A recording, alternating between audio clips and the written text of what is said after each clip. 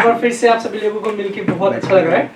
और सच में इस साल में तो काफी उतार चढ़ाव, क्योंकि कभी पैंडेमिक, कभी मास्क, कभी 4 लोग, कभी 2 लोग, कभी 8 लोग। तो अभी हम मिल सकते हैं, ये प्रभु का धन्यवाद। और कितने जन जो है इसी पैंडेमिक पे बचे हैं, कितने नहीं भी बचे। पॉइंटर किधर है? उधर ही है ना छोटा पॉइंट। ओके, इधर है। तो काफी तरीके का समय रहा, लेकिन ये जीवन है। और आप भी बोल रहे थे कि आपने इस कठिन समय में सीखा कि कोई भी अपना नहीं होता और अपने दिल का दर्द कैसे बांटें, और कुछ ऐसे बोल रहे थे। और आप ये बोल रहे थे कि मैं तो प्रभु का बच्चा हूँ, और क्यों इतने पापी लोग हैं, उनके साथ तो कुछ बुरा नहीं होता, मेरे साथ बुरा ही बुरा होता रहता है। तो आपके पास कई सारे प्रश्न थे। तो हेलो, थोड़ी सी आवाज बढ़ा देना इसकी, नंबर 2 की।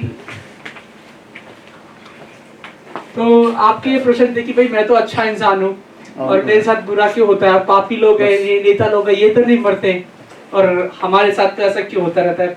बहुत सारी चीजें हैं, लेकिन आपको ये मानकर चलना पड़ेगा क्योंकि जो प्रभु है वो अन्याय का प्रभु नहीं है। आमीन।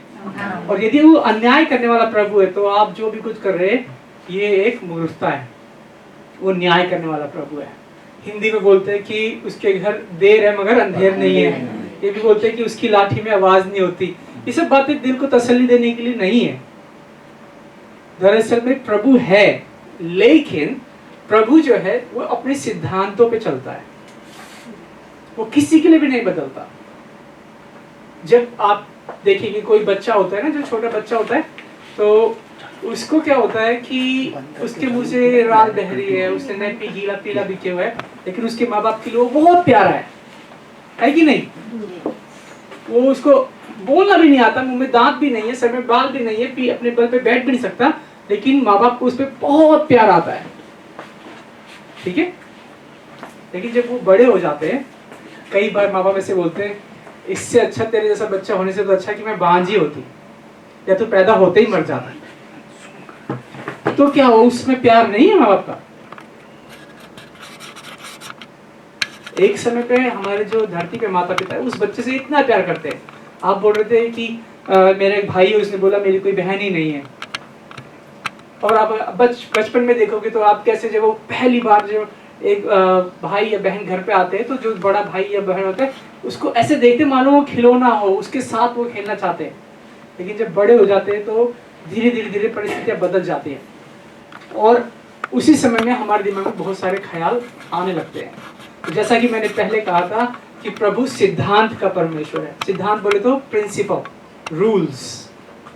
वो रूल बनाने वाला प्रभु है। कहते लिखा है वचन में कि जब वर्षा होती है तो वो सभी के लिए होती है, वो ऐसे चुन चुन के लिए नहीं होती, जिसका जो अधर्मियों से खेत में नहीं होगी, जो धर्मियों से खेत में होगी।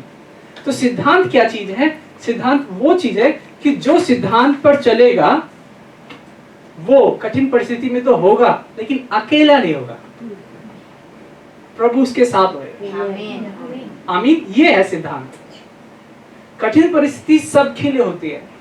और कई सारे साइंटिस्ट लोगों ने उन्होंने सोचा कि यार जो पेड़ लगते हैं, फसल उगते हैं, वो तो बहुत समय लगता है, क्यों ना हम इसको लैब में उगाएं।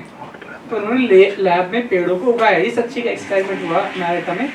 तो जब उन्होंने लैब में उगाया तो वो पेड़ जल्दी उग गए। जो पेड़ 5 साल लगाते थे वो 6 महीने में उग गए, उतने लंबे, उतने चौड़े। लेकिन जैसे ही वो उतनी ऊंचाई पे पहुंचे वो गिरने लगे। कोई वजह जान सकता है? क्योंकि उन्होंने उसको एक एनवायरनमेंट में रखा था, ग्रीन हाउस एनवायरनमेंट में। ना पे वहाँ पे बाहर का तापमान, ना सर्दी, ना गर्मी, ना हवा, ना तूफान, ना पानी। वो एक नेचुरल प्रोटेक्टेड एनवायरनमेंट में थे। सारी सुरक्षा और साधन वहाँ पर थी। लेकिन जैसे ही वो पेड़ उस ऊंचाई तक पहुंचे वो गिरने लगे, क्योंकि वो पेड़ तो बढ़े लेकिन उनकी जड़ नहीं बढ़ी। क्योंकि सब तरफ तो एक सुरक्षित एक वातावरण था। तो साइंटिस्ट लोगों को दिमाग चल रहा है ये ऐसा कैसे हो सकता है। तो उन्होंने पता लगाया कि भाई जो पेड़ की जड़ें देखी तो वो नीचे तक नहीं गई थी, और जो पेड़ साधारण प्रकृति की प्रवृत्ति में उगते हैं, जितनी आंधी आती है उतनी उनकी जड़ें मजबूत होती है। तो नीति वचन में लिखा हुआ है कि धर्मी पर 7 बार भी विपत्ति आए तो वो खड़ा हो जाता है, अधर्मी एक बार में फना हो जाता है। कितने सारे लोग हैं मेरे वो देश छोड़ के भाग रखे, नहीं भाग रखे है, उनके पास हजारों करोड़, नहीं रहते वो झुग्गी में, लेकिन उनको भाग रहे अपना मुंह छुपा के कि नहीं भाग रहे। एक गलती है वो फना। तो अगर आप प्रभु के बच्चे हैं तो सबसे पहली बात तो ये बोलना बंद कर दीजिए कि आप बिचारे हैं। अगर आप बिचारे और प्रभु के बच्चे दो तो नहीं हो सकते, एक ही हो सकता है। अगर आप बिचारे हैं तो प्रभु की संतान तो है लेकिन उसके घर में नहीं है, बेघर संतान है। और अगर उसकी संतान है तो हाँ, आपके परिस्थितियां में तो कठिन परिस्थिति आएगी, कठिन परिश्रम करना पड़ेगा, लेकिन यही तो इस इमानुएल का अर्थ है, प्रभु हमारे साथ। आमीन। तो आप लोगों ने जो गवाहियां दी हैं, जो कड़वाहट से भरी हुई या दुख से भरी हुई, अगर अभी भी आपके अंदर वो कड़वाहट है तो आप रखिए। कितने देर रखना है? आपको कड़वाहट पसंद है? मेरे पास एक दूध था, तो मैंने दूध का आधा बोतल पिया और उसको आधा बोतल बंद करके फ्रिज में रख दिया। तो मैं सोचा चलो कभी कभी पिएंगे, और मैंने जो है कल वापस से ट्राई किया, वो खराब हो चुका, इतना कड़वा, उल्टी आने लगी एक घूंट में, मैंने पूरा डब्बा फेंक दिया। जब मैं एक कड़वा दूध अपने घर में नहीं रख सकता, वो फट चुका था, फेंका मैंने उसको, तो आप उस कड़वाहट को अपने जीवन भर रख के जियोगे? फिर प्रभु के लिए जो गाना गाते हैं, पवित्र आत्मा आता है, वो हमारे जीवन में काम करना चाहिए। तो पिछले सप्ताह बीते समय में पास्टर साहब के घर गए, नए वाले घर में हम, और पास्टर साहब काम से लौटे और मम्मी और नीलू दीदी ने बहुत सारा खाना तैयार करके रखा था, और हमारी टीम गई उनके साथ खाना खाने के लिए। तो ये एक हमारी टीम मेंबर है, सदस्य है, ये बोल नहीं सकती, सुन नहीं सकती सही से, इसके कान में मशीन लगी है। ये है हांगकांग से, और ये है एक सदस्य हमारी टीम मेंबर है माइका, इसके जन्मदिन के दिन इसके माता पिता का तलाक हुआ था। तो ऐसे सदस्य है, लेकिन वो सब मिलकर साथ काम करते हैं, और 70 से अधिक महिलाएं जिनके पति नहीं है या पति की डेथ हो चुकी है, उनकी मदद सहायता करते हैं। इसीलिए इतने सारे बॉक्स रहते हैं और आपको समस्या होती है। लेकिन उनके जीवन में भी समस्या है, लेकिन जब उन्होंने प्रभु को पाया तो उन्होंने कहा मेरे जीवन में तो समस्या है, लेकिन मैं अकेली नहीं हूँ, मैं प्रभु की बच्ची हूँ और मैं दूसरों की मदद भी करूंगी। और जब पास्टर साहब ने बुलाया, वो अपने काम में से, घर में से थके हुए, वो कोई नौजवान 20-21 साल के लोग नहीं है, लेकिन उनका दिल उतना ही है। मतलब नौकरी करने के आने के बाद इतना खाना, इतना पकवान, और उन्होंने डिजर्ट वगैरह क्या क्या बनाया। और पास्टर साहब जब घर में आए, मैं बोला हाँ जी कौन चाहिए? कहते आप कौन? मैंने बोला ये तो मेरा घर है, आप कौन?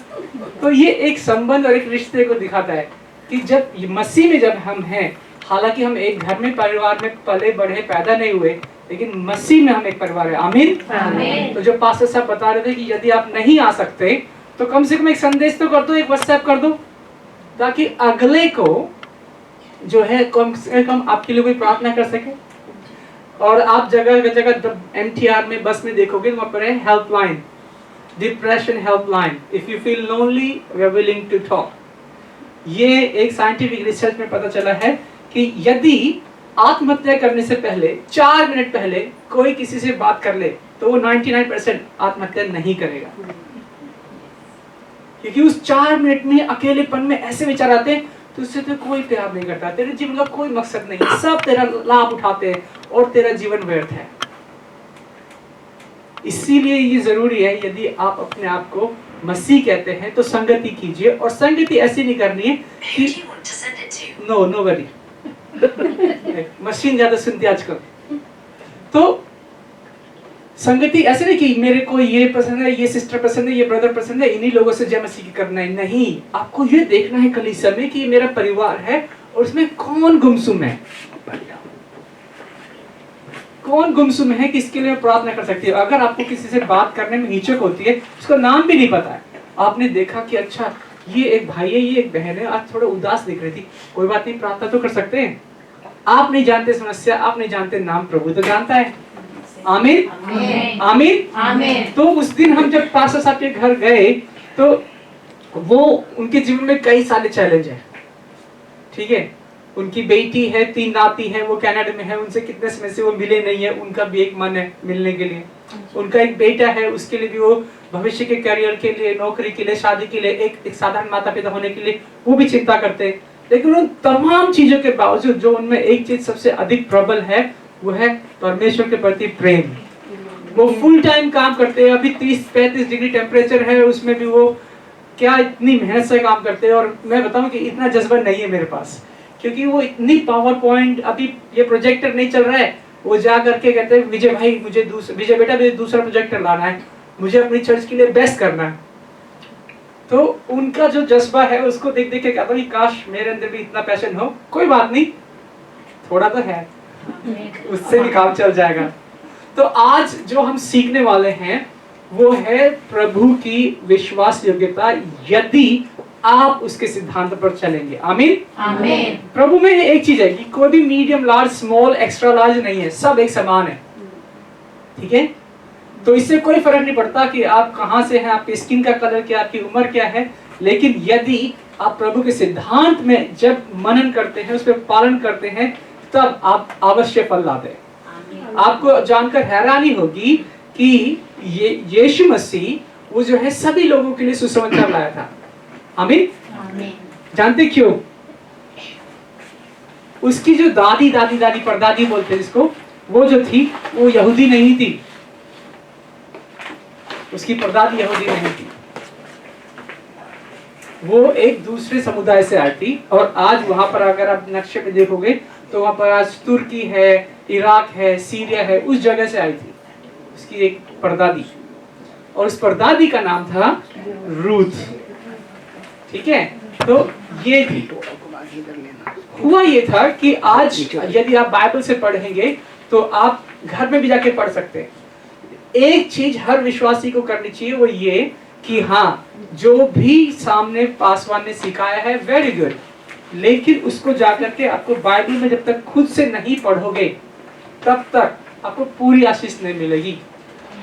क्योंकि ये तो मेरा अनुभव है ना, जब मैं छोटा बच्चा था और मेरे मुंह में दांत नहीं थे, तो मेरे ताऊ का बेटा क्या करता था, वो रोटी लेता था, उसको मुंह में अपने डालता था और उसको चबा के फिर मुझे खिला देता था, क्योंकि मेरे दांत नहीं थे, और मैं खा भी लेता था क्योंकि मैं बच्चा था।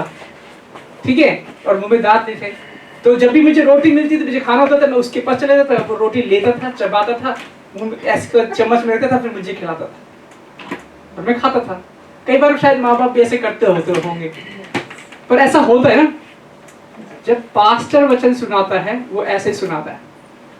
तो आपको मेरा उगला हुआ खाना है या खुद से खाना है? अभी आपका दांत आया है कि नहीं आया? अगर आया है तो अपना निजी समय में बाइबल पढ़ो, नहीं तो मेरा उगला हुआ खाओ। अभी तो कोई नहीं खाएगा, सबको लगा है मेरे मुंह में दांत है। अगर दांत है तो अगर रोज नहीं खाओगे तो हालत कैसे होएगा?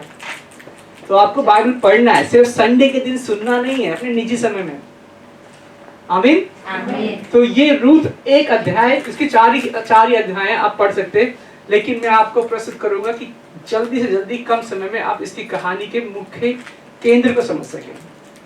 हुआ क्या कि वहां पर एक परिवार रहता था इजराइल में, बैतलहम नाम के शहर में, और वो वहां से मोआब में चले गए। ये पहली आयत में लिखा है, रूथ की पुस्तक उसका 1 अध्याय उसकी 1 आयत में, और लिखा है कि वहां पर एक पुरुष था जो गए थे, एक परिवार गया था, उस पुरुष का नाम था एलीमेलेक।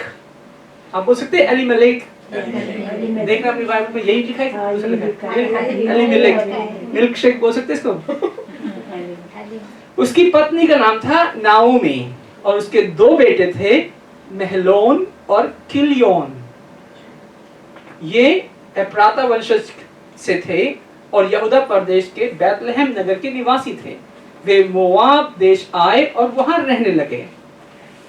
ये दूसरे देश गए हैं और वहां पर एक लड़की है, उसका नाम है रूथ। अभी इसका सीन में एंट्रेंस नहीं हुई है। यहाँ से एक फैमिली मूव होके जो है एक जगह से दूसरी जगह पे गई है, बैतलहम से मोआब में। आजकल देख रहे हैं आप, पिछले बीते साल में 30,000 अमीर भारतीयों ने भारत छोड़ दिया, और पिछले 7 सालों में कम से कम 2 से 3 लाख लोगों ने देश छोड़ दिया, क्योंकि उनको लगता है उधर भविष्य नहीं है। तो उस समय क्या हुआ था, बैतलहम में एकदम सूखा पड़ा हुआ था, तो लोग जगह जगह से छोड़कर जा रहे थे। तो कई बार लोग आशीष के पाने के चक्कर में अपना दिमाग लगाते हैं कि एक जगह छोड़ के दूसरी जगह जाए। कोई बुरी बात नहीं है तरक्की करना जिंदगी में, क्योंकि परमेश्वर ने इंसान बनाया है, जानवर नहीं। तरक्की करना जरूरी है, लेकिन प्रभु क्या पहले स्थान पर है आपके जीवन में, ये जरूरी है। कई लोगों के जीवन में तरक्की ही पहले स्थान पर है, तो फिर प्रभु कभी भी नंबर 2 नहीं हो सकता। नंबर 1 या नंबर नन या नंबर 1 या कुछ भी नहीं। तो इन लोगों ने जो कि यहूदी हैं और अपना देश छोड़कर जाने का निश्चय किया। और आप में से कितने लोगों को 4 नाम याद है? पति का नाम, मोआब तो जगह का नाम, पति का नाम मिल्क शेक कुछ था ना। हाँ, मिल्क शेक, एलिमेलेक, ओके। और पत्नी का नाम नाओमी, हिंदी में, इंग्लिश में नेओमी, ओके। अभी हिंदी कलीसिया चल रही है। और पहले बेटे का नाम महलोन, अच्छा लोन लेने वाला ना। और दूसरे बेटे का नाम किलियोन। अब जरा इन लोगों के नाम के अर्थ जान लेते हैं। आप सब में से सबके जो नाम होंगे उनका कुछ तो मतलब होएगा। ये माँ बाप ने ऐसे सोच के रख दिया है। कई बार जैसे एक फिल्म देखोगे ओमकार, तो उसमें नाम है लंगड़ा त्यागी। कई बार जो है हमारे पड़ोसी है, उनका नाम है कालू राम, वो बेचारा काला बहुत है। तो लोग कई बार उनके अपीयरेंस पे, उनके देखने के नाम पे या उनके हालत पे नाम ले देते हैं। चाइनीज में कई बार लोगों को बोलते हैं फैजाई, मतलब मोटा आदमी। तो ऐसे इन लोगों के नाम रखे गए। और बाइबल में कभी भी या दुनिया में कभी किसी का नाम रखा जाता है तो सोच के रखा जाता है। कई बार राजू हटेला ऐसे कुछ कुछ कॉमेडी में आते ना। तो मैं आपको इनके नाम के मतलब बता देता हूँ। एलीमेलेक, इसका मतलब ये है कि प्रभु राजा है। तो जब भी कोई उसके नाम को याद करता है तो बोलता है प्रभु राजा है। और नाओमी के शब्द का अर्थ है खुश, जैसे खुशी होती है ना हिंदी में, प्लीज्ड इंग्लिश में। मगर अब महलोन शब्द का अर्थ है बीमारी। उन्होंने अपने पहले बेटे का नाम रखा बीमारी। ये सच्ची में है। और दूसरे बेटे का नाम किलियोन का नाम रखा उन्होंने व्यर्थ। कोई अपने बच्चों का नाम ऐसे रखता है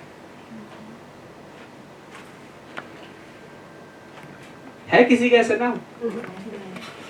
जब मैं एक बार एक हवन में गया था, अपने दोस्त, वो मसीह में नहीं है, और उनके किसी गांव के लोग थे और कर रहे थे, तो वहां पर मतलब वो बिहार के रहने वाले हैं। तो उसके बाद ऑफकोर्स मैं किसी का कलर का मजाक नहीं उड़ा रहा हूँ, ठीक है। तो वो एक माँ अपने बेटे को ढूंढ रही थी, बोल रही हे ऋतिकवा। फिर बोला ऋतिकवा नाम तो अच्छा है। फिर मैंने बच्चा देखा, फिर मेरे दिमाग में आया कहा ऋतिक रोशन कहा ये ऋतिकवा, लेकिन उस माँ के लिए वही ऋतिक है। तो जब आप कभी किसी का नाम रखते देख के तो कुछ तो सोच के रखा होगा। अब यहाँ पर इन्होंने, माँ बाप ने अपने बच्चों का नाम रखा है बीमारी और व्यर्थ। बड़े बेटे का नाम बीमारी और छोटे बेटे का नाम व्यर्थ। अब जब वो वहां पर गए तो 2 ही साल के अंदर एलीमेलेक की मौत हो गई।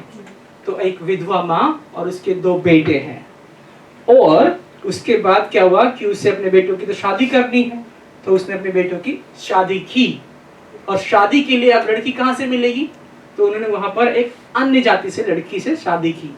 और जिस लड़की से शादी की उसका नाम है, ऐसे रूथ की एंट्री होती है, जो मसीह परिवार में नहीं है, लेकिन किसी भी वजह से मसीह परिवार में उसकी शादी हुई है। रूथ शब्द का अर्थ क्या होता है? तो उनके 2 बेटे थे, तो इसका मतलब 2 बहुएं भी हुई। और पहले बेटे की जो पत्नी थी उसका नाम था औरपा, और दूसरे बेटे की बहू का नाम था रूथ। औरपा का अर्थ होता है गला, सुंदर गला, ठीक है। और रूथ का अर्थ होता है कंपैशनेट फ्रेंड, दयालु मित्र। तो उन्होंने कैसे कैसे नाम रखे हुए हैं। और ये बहुत इंटरेस्टिंग है कि कई बार जब हम बाइबल पढ़ते हैं तो उसके आगे पीछे नहीं देखते हैं। तो कई बार अभी आपको देख के तो हंसी आ रही कि उन्होंने अपने बच्चों का नाम बीमारी और व्यर्थ रख दिया। और जब आप अपने आप को बेचारी कह देते, मेरा कोई नहीं है, जब उनका नाम तो उनके माँ बाप ने रखा था, आपका नाम आप खुद ही रख रहे हो। मैं दुखी, बोझ की मारी, बीमारी है ना। दूसरे का नाम सुन के तो बहुत हंसी आ रही है, लेकिन अपने जीवन में आप अपना नाम खुद ही रखते हैं। जो रूथ है उसका नाम कितना सही है कि भाई दयालु मित्र, ये इसके नाम का अर्थ है।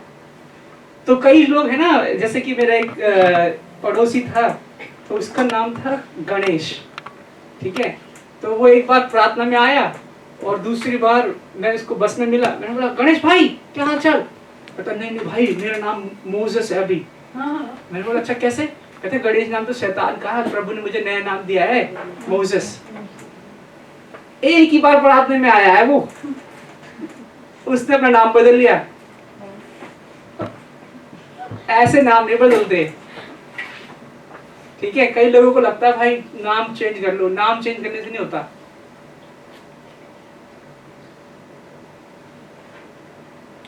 गणेश का मतलब होता है वो जो सबसे पहले, और मोसेस का मतलब तो खैर मोसेस उसको बाइबल में से कूल लगा, उसने नाम रख लिया। तो मसीह में या प्रार्थना में आने का मतलब ये नहीं कि आप अपना नाम बदल लें। मसीह में आने का मतलब है कि आप अपना काम बदल लें। पहले अगर गुस्सा करते थे अब गुस्सा नहीं करेंगे, पहले निराश रहते थे अब खुश रहेंगे, पहले गाली देते थे अब नहीं देंगे, पहले नशा करते थे अब नहीं करेंगे। तो ऐसे करके रूथ की एंट्री हुई और उसकी शादी हुई। और ये जब उसकी रूथ की शादी हुई तो ठीक ठाक चल रहा था सब कुछ, लेकिन शादी के 10 साल हो गए, मेरी शादी को भी 10 साल हो गए, और उनको अभी तक कोई संतान नहीं है। और हुआ क्या, पति मर गया, रूथ का भी और औरपा का भी। अब घर में कितनी विधवाएं होगी टोटल? 3। कौन कौन? सास का नाम बोलो तो? नाओमी, रूथ, औरपा बड़ी वाली है, जिठानी का नाम है, ठीक है, याद रखना। तो जब उनकी ये हालत हो गई 10 साल में, अब घर में कोई कमाने वाला पुरुष भी नहीं है। अब अगर आप पढ़ेंगे तो लिखा हुआ है नाओमी और उसके पुत्र प्राय 10 वर्ष वहां रहे। तत्पश्चात नाओमी के दोनों पुत्रों महलोन और खिलियोन की मृत्यु हो गई, और यूं वे अपने पति और पुत्रों से वंचित हो गई। फिर नाओमी ने मोआब देश में ये सुना कि प्रभु ने अपने लोगों की सुधि ली है और स्वदेश में अच्छी फसल हुई है, इसीलिए वे अपने दोनों बहुओं के साथ मोआब से स्वदेश लौटने की तैयारी करने लगे। वो 10 देश छोड़ के चली गई, लेकिन 10 साल के अंदर ही सब कुछ खत्म। कई बार क्या होता है कि हम कोशिश करते हैं कि थोड़े से फायदे के लिए प्रभु को छोड़ देते हैं, लेकिन थोड़ा फायदा, प्रभु तो सिद्धांत का है, तो आपको सिद्धांत पर चलना है। और उसका जब सब खत्म हो गया तो वहां पर आप देखेंगे कि 3 की तीनों विधवाएं हैं। और अब जब वो जा रही हैं तो वहां पर से निकलने को थी। कोई गैस कर सकता है कि क्या उम्र रही होगी औरपा की और क्या उम्र रही होगी रूथ की जब वो तीनों विधवा हो गई? 16 साल की जब वो विधवा हो गई। शादी के 10 साल हुए उसको, जब वो 6 साल की तब उसकी शादी हुई। तो मेरे अनुसार, मैं अनुसार बोल रहा हूँ, मेरी सोच, मेरे ख्याल से कि उसकी उम्र रही होगी मुश्किल से 30 से 32 साल, ठीक है। अब वो 30 से 32 साल है कोई इधर? सब उससे छोटे हैं क्या? 30 साल, ठीक है। अच्छा आप 30 साल के, चलो कहते हैं उम्र नहीं पूछनी चाहिए लेडीज से। एनीवेज, तो 30 से 32 साल की है, लेकिन अब वो बेचारी विधवा है और वो उसकी सास तैयारी कर रही जाने के लिए, रूथ, नाओमी और औरपा। और होता क्या है कि रूथ और नाओमी साथ है और औरपा दूसरी तरफ है। इसी कहानी में आगे, कहानी नहीं है, इसी घटना में आगे बढ़ते हुए होता यह है कि नाओमी बोलती अपनी दोनों बहुओं को कि देखो बेटियों, आप अपने अपने पिता के घर चले जाओ और अपना दूसरा घर बसाओ। मैंने तो अपने बेटे भी खो दिए और अपना पति भी, लेकिन तुम अपने जीवन की नई शुरुआत करो। तो ये अच्छी सास है? जी अच्छी है, बहुत अच्छी। और बहुएं? थोड़ा सा हाँ? जो रूथ ने किया वो उसने अच्छा किया, वो अच्छी है। अच्छा, और पर चली गई वो छोड़ के। अच्छा, आप लोगों को पूरी कहानी पता है ना? गुड। लेकिन आज ये आप ही पर आने वाली है। तो अगर आप पढ़ेंगे ना, तो मैंने इसे सच में देखा है। जब लोग जाते हैं ना एयरपोर्ट पे, कभी देखना मिलने आते हैं 5 साल बाद बच्चे, तो रोते बहुत है, या जाते हैं तभी बहुत रोते हैं। तो लिखा हुआ है वो भेंट भेंट कर, गले लगा लगा कर रोई, 3 की तीनों, ठीक है।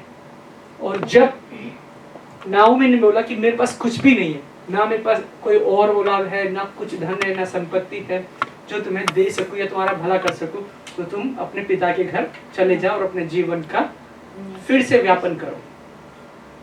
तो क्या किसी का कहना मानना गलत बात है? नहीं। तो औरपा ने भी ठीक किया और रूथ ने भी ठीक किया, और वो अपने अपने घर जाने को तैयार हुई। लेकिन खास बात यहाँ पर है रूथ की। रूथ ने ये बोला, आप लोग सब पढ़ सकते हैं एक साथ मिलकर, 1 2 3।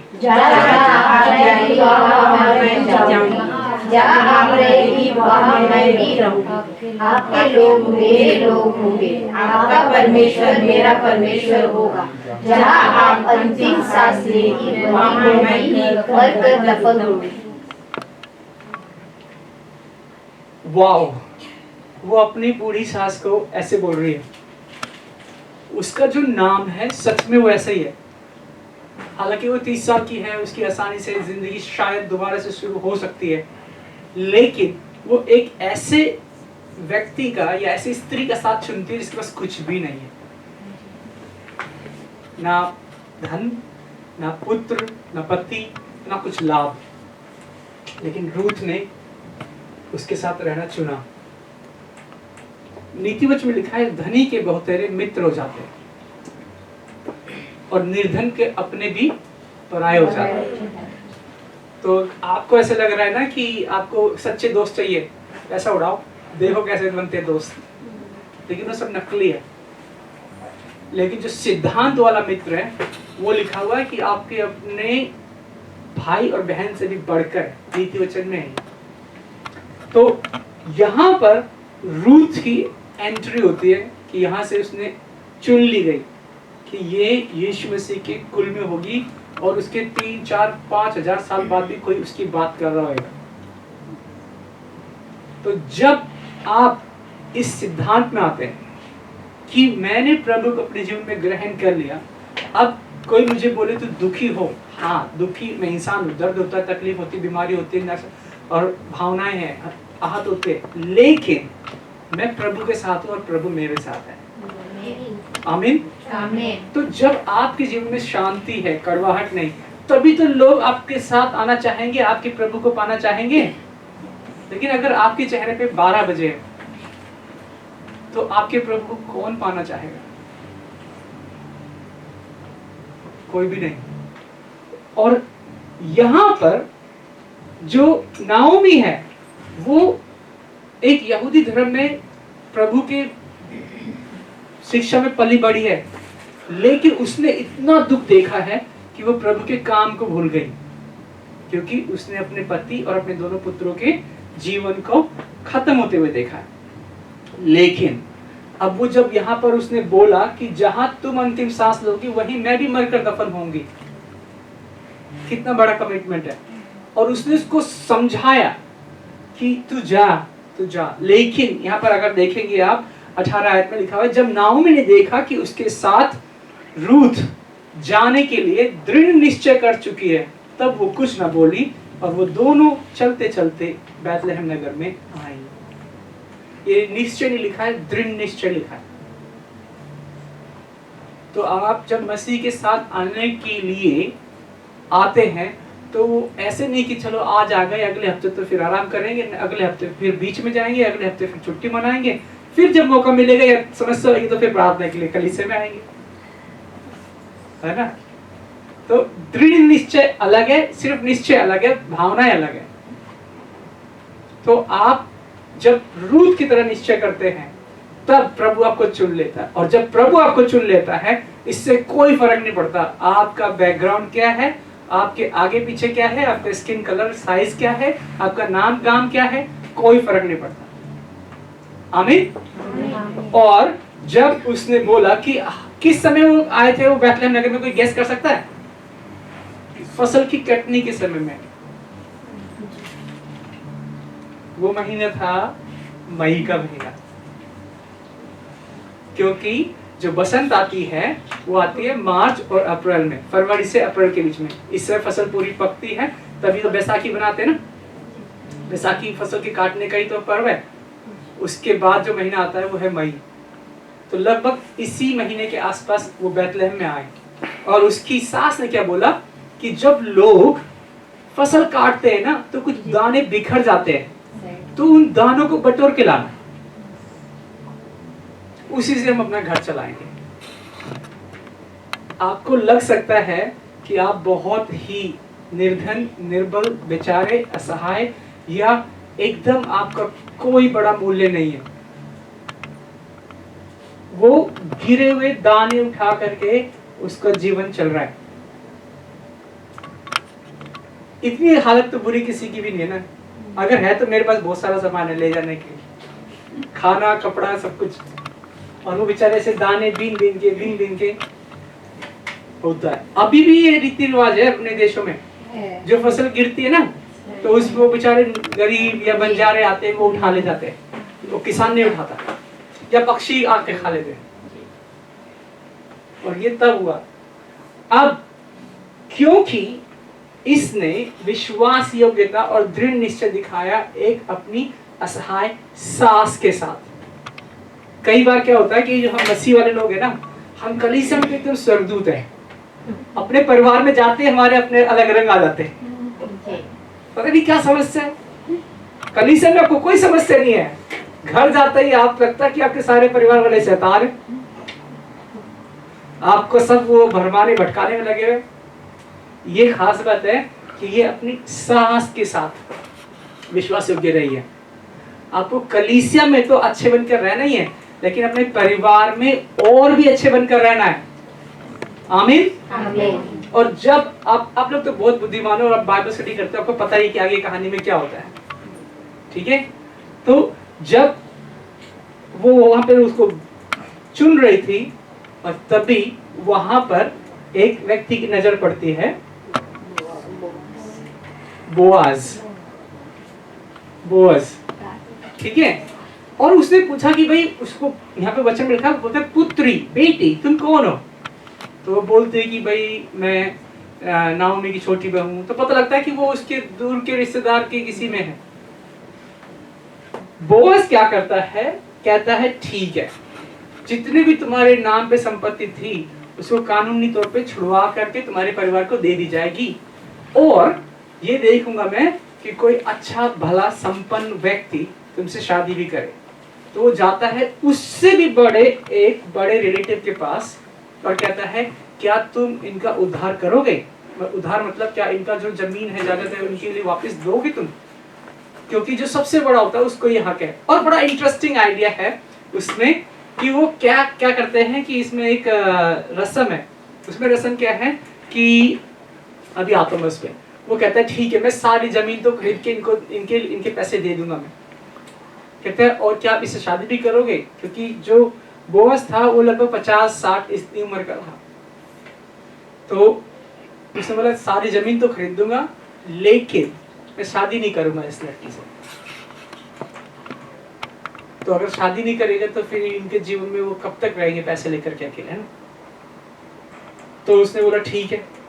तो उसमें रस्म क्या है, वो अपने जूते उतार के कोई किसी को सामने रख दे तो मतलब मैंने अपनी अथॉरिटी आपको दे दी।